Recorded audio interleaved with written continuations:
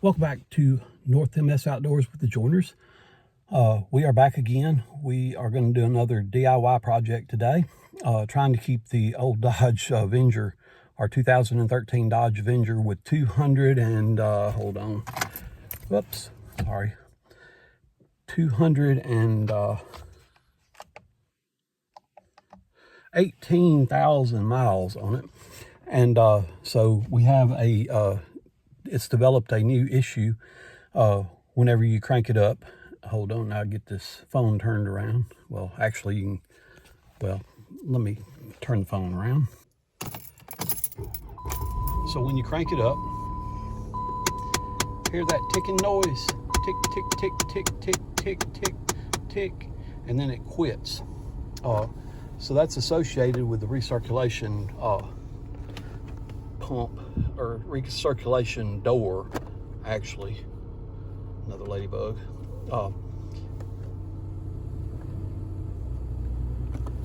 And it has something to do with turning on and off the recirculation that causes it to start clicking like that. And so I ordered a part and ordered it on Amazon. I think it was about $15.99. And we're going to put it on today. In order to do that, we're going to have to pull the glove box out. And it's not too terribly hard to do.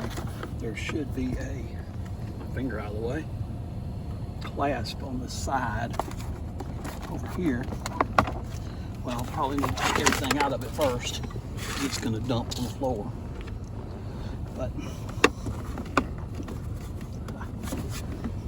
got a spare lug nut. Look at that. Did not know that was there.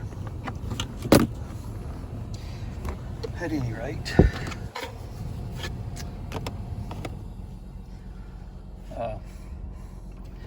it's a clip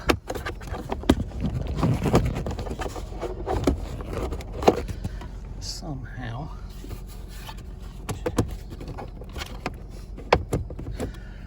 Hold on. So as I was saying, there's a clip right here that you pop in and it releases the glove box. And then on this side, in that little hole right there, you have a string, and I let it flop back up in there somewhere. But there it is, and it pulls. My hand in the way. The little clip there that holds tension on it, and so you have to pop that clip out so the glove box will fall all the way down.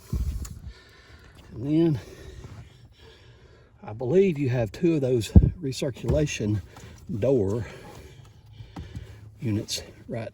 One on that side and one on that side. And so I think that we're going to put the key in and turn it on to see which one. Sorry. It is that's clicking. We're going to do that by feeling of it.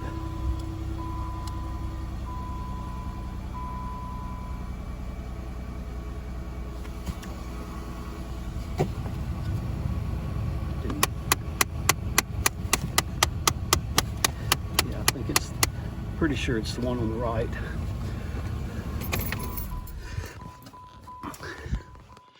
And so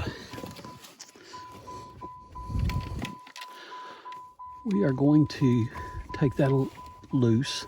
It should be two screws, Phillips head screws, that probably can't see anything, but it's two Phillips head screws that holds it in place there. And we're going to take that off and replace it. So after you get the glove box released, you want to pull the glove box away from the two clips that holds it in place. And then you can remove the glove box and give you more room to work. So the door actuator on this side is back in here in a tight spot to get to, but I'm going to unplug that plug right there, and two screws hold it in, and that should get it out. So I'm going to remove the carpet underneath that'll give me a little bit more room to get up under there. It is a tight fit. And it's just a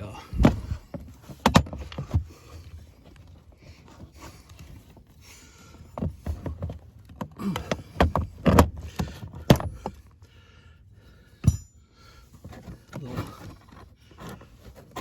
body screw that holds that in there, and then you can push that down out of your way, hopefully, and get up under there to where the motor itself actually is back there. And then you're gonna have to stand on your head to take the screw out. Slowly but surely, I'm getting the screw out. I have a short screwdriver and it's coming out.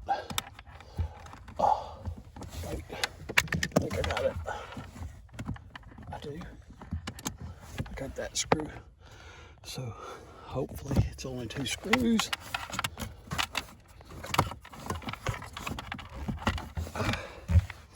Magic. There it is. There is the one that has to be replaced. Gosh, dog, I can't believe how much trouble it was to get those 2 screws out. So what I did was I took the one that I thought was broke apart, and I think that little gear right there is the one that's broke. I think it has came loose from its backing there. You see where it broke loose right there. It was sealed by plastic right there. So I'm pretty sure I got the right one. See, that one just slips up, and that one, but that one's broke off. Try to get a little bit better. Cut my hand.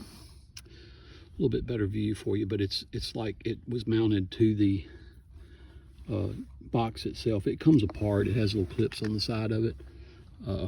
Yeah, here's the top part.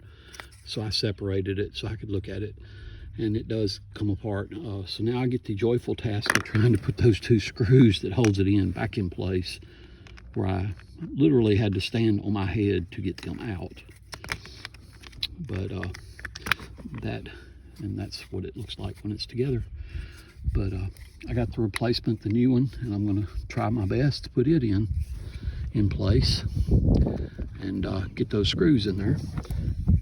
Hopefully, maybe I won't have to stand on my head, but probably more than likely. But we will try to stick it up in there.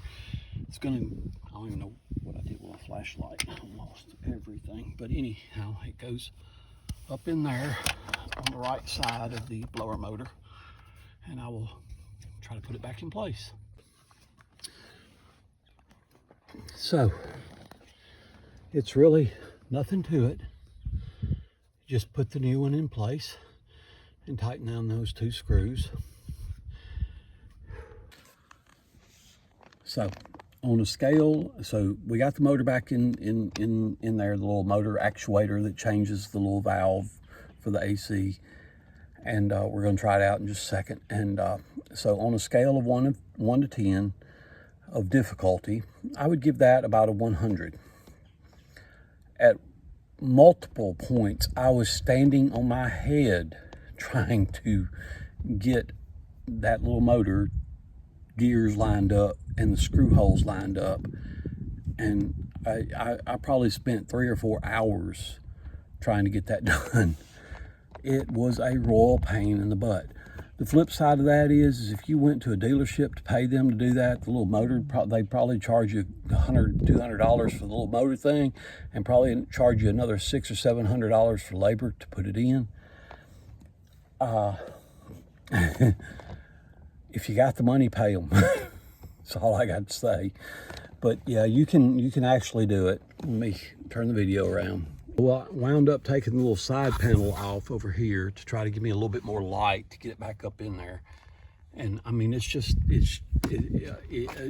you know, it's probably better if you're left-handed, and probably, you know, only you know, like on a scale of 1 to 10, only like a 50 if you don't wear glasses. But I wear glasses, and my glasses kept falling down, and oh my God, it was just awful.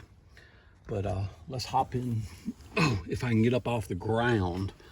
I mean, my back, legs, arms. Let's see. I cut myself there. Cut myself there. It has been awful.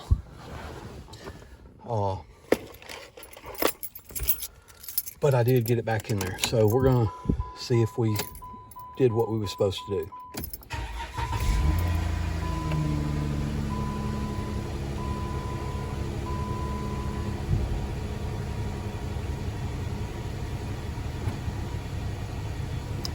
I heard the little door open. I did not hear a tick, tick, tick.